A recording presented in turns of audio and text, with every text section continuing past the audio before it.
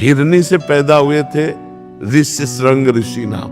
वो हिरनी से पैदा हुए थे, स्त्री से नहीं पैदा हुए थे। विभांडक ऋषि के पुत्र थे। तो लोमपाद राजा के राज्य में अकाल पड़ गया।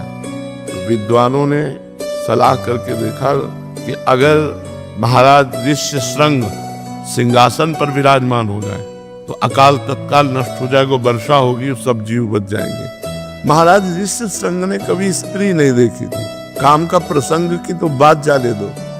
देखो संग का प्रभाव, बहुत सी वैश्याएं बुलाई गई और उनको काम दिया गया कि आप ऋष्यशृंग को लुभाइए।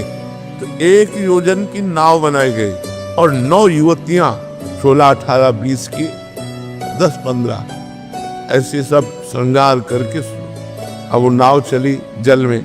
और जहां महाराज का आश्रम था वहां नाव किनारे लगी। उनमें से सबसे प्रवीण 9 युवती अंगूर का रस, ये सब विविध प्रकार के पदार्थ लेकर के पहुंची। जे ही वो गए तो उन्होंने देखा है तो कोई ऋषि दिव्य देश के पधारे। उन्होंने कभी स्त्री देखा ही नहीं था। तो मृगचर्म बिछाया और कहा ये कर्णमूल फल लाए। तो उनका नहीं, मैं किसी का दिया नहीं पाते, हमारे पास है, आप कहो तो आपको भी पवा दे। अब उनको मादक वस्तु पिलाई। अब तुरंत वहां से के हमारे नियम का समय हो रहा है साधना का, मैं जा रही हूँ। और वो चले। अब वो ऐसे बैठे, विभांडक ऋषि आए तो उन्होंने कहा बेटा तुम कैसे अस्वस्थ से बैठे हो? बोले पिताश्री ये पृथ्वी घूमती नजर आती है। और रोने लगे। उन्होंने कहा अब मुझे आपके गले नहीं लगना, मुझे उस ऋषि के गले लगना जो ऋषि आए थे। तो ध्यानस्थ हुए, ध्यान में दे। अरे उन्होंने कहा बेटा ये राक्षसी प्रवृत्तियों की ऐसी चाल होती है, तुम कभी अब ऐसे ऋषि नहीं होते। कुछ नहीं समझ में आया, केवल एक बार के मिलन में। अब हफ्ता 10 दिन में फिर कंदमूल फल लेके ले गए, वही फिर आई सज धज कर वैसे।